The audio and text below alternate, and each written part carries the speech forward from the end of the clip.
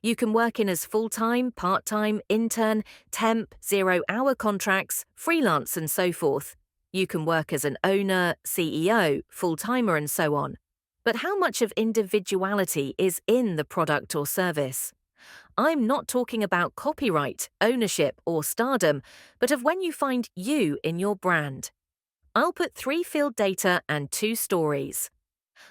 Waged workers have no individuality stamped on the final produce. 2. Those who desire individuality behind any brand can choose a work that has their individuality. 3.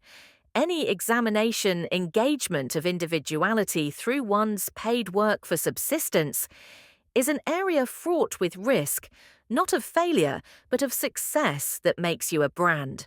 We can call those celebrities posting pictures with their spouses brand donkeys. A donkey bears load without having any say on the load, except getting compensated by his owner.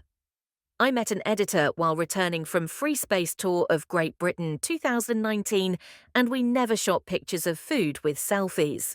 We had the same wonder, intellectual and emotional, as why people document the experience rather than experience itself.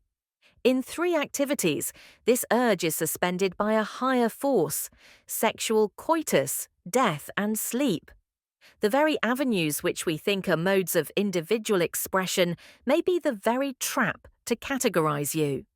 Story 1. In Glasgow, I met a lithographer, earlier working in a bank. He came from a family of printer, and he felt the need of handcrafting books. He did it as a hobby and observed that many were interested to have a handcrafted book, like those beautiful medieval manuscripts. He earns less than his banking job, but each book he ships has his individuality stamped.